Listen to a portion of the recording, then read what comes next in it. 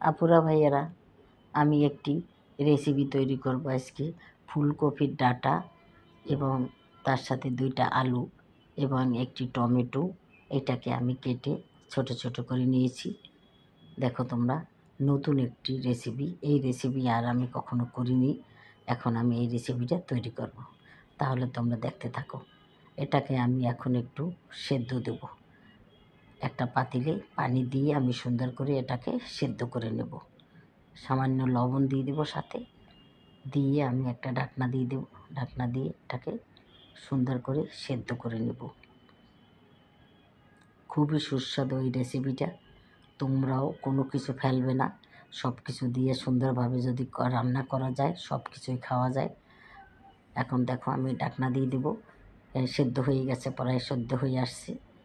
সেদ্ধ হয়ে গেলে আমি এটাকে পানি ঝরিয়ে নেব। পানি ঝরিয়ে নিয়ে আর একটু সেদ্ধ হবে।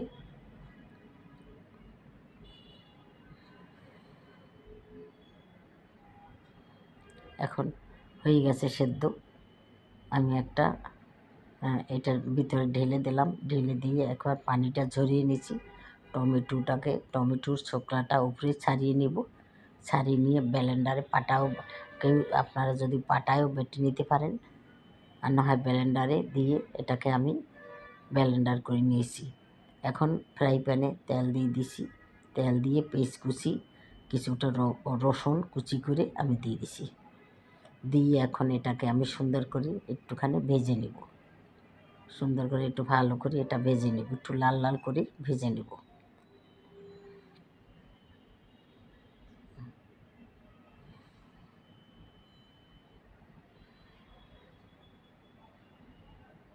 লাল লাল করে ভেজে নেব। এখন আমি কিছু এখন আমি একটা পাত্রে সামান্য হলুদ, জিরার গুঁড়ি, কিছু একটুখানি ধনিয়ার গুঁড়ি, স্বাদ মতো লবণ, এগুলো আমি রেখেছি, একটু রসুন বাটা, এগুলো আমি এখন এটার ভিতরে ঢেলে দেব। কাঁচামরিচ কেটে রেখেছি, এখন আমি এটার ভিতরে ঢেলে দেব।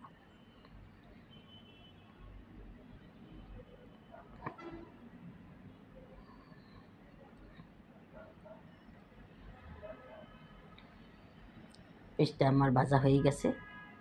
এখন আমি এগুলা ঢেলে দেব। এই যেগুলো আমি ঢেলে দেব। ঢেলে দিয়ে আমি সুন্দর করে এটাকে কষিয়ে নেব।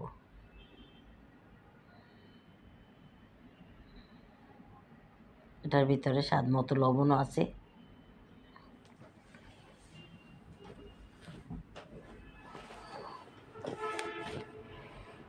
শুকনো শুকনো করে আমি এটাকে কষিয়ে নেব।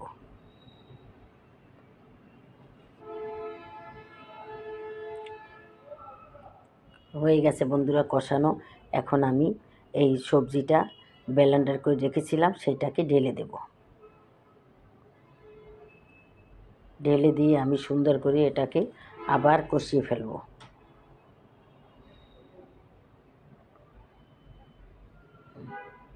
সুন্দর করে নাড়াচাড়া করে আমি মাঝারি আছে এটাকে আমি ভেজে নেব।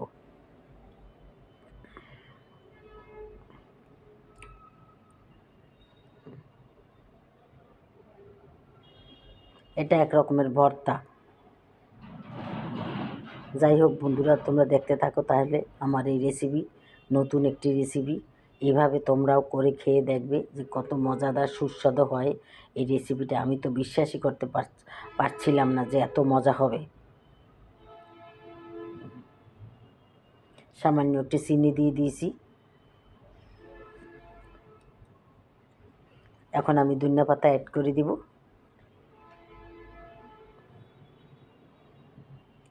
আবার আমি এটাকে শুকনো শুকনো করে ফেলবো, একদম শুকনো শুকনো করে ফেলবো। মাঝখানে আমি কিছুটা তেল আবার দিয়ে দিয়েছিলাম, প্রথম দিয়েছি আবারও কিছুটা তেল দিয়েছি।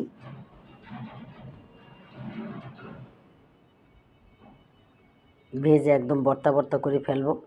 গরম গরম ভাত দিয়ে আপনারা খেয়ে দেখবেন যে কত মজা এই সুস্বাদু এই রেসিপি। যদি করে খেয়ে দেখেন তাইলেই বুঝতে পারবেন। যাই হোক বন্ধুরা, তোমরা যে যেখান থেকে আমার ভিডিওটা দেখো না কেন অবশ্যই আমাকে একটা লাইক দিবে। আর তোমরা দেশ ও দেশের বাইরে থেকে যে যেখান থেকে দেখো না কেন বন্ধুরা, আমি তোমাদেরকে জানাই অনেক অনেক ধন্যবাদ। তোমাদের শুভকামনা জানাই, জানি তোমরা ভালো থাকো। আর আমাদের ভিডিওগুলো নিয়মিত দেখবে, এটাই আমাদের দাবি তোমাদের কাছে। তাহলে আমরা সুন্দর সুন্দর ভিডিও নিয়ে আমরা আসব। একটা ভিডিও করতে অনেক কষ্ট বন্ধুরা, তোমরা যদি না দেখো তাহলে এই ভিডিও করে তো আমাদের কোনো লাভ নেই। প্রায় হয়ে আসছে আমার রেসিপিটা।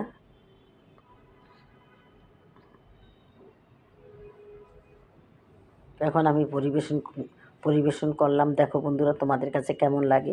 যদি ভালো লেগে থাকে তাহলে আমাকে একটা লাইক দেবে, আর আমার চ্যানেলটাকে সাবস্ক্রাইব করে দেবে এবং শেয়ার করে দেবে। তাহলেই বন্ধুরা আমি আবার সুন্দর সুন্দর ভিডিও নিয়ে আসতে পারবো। তাহলে আজকের মতো রাখি বন্ধুরা। আবার আবার আমি সুন্দর সুন্দর ভিডিও নিয়ে আসলে তখন তোমাদের সাথে আবার কথা হবে। আসসালামু আলাইকুম, খোদা হাফেজ।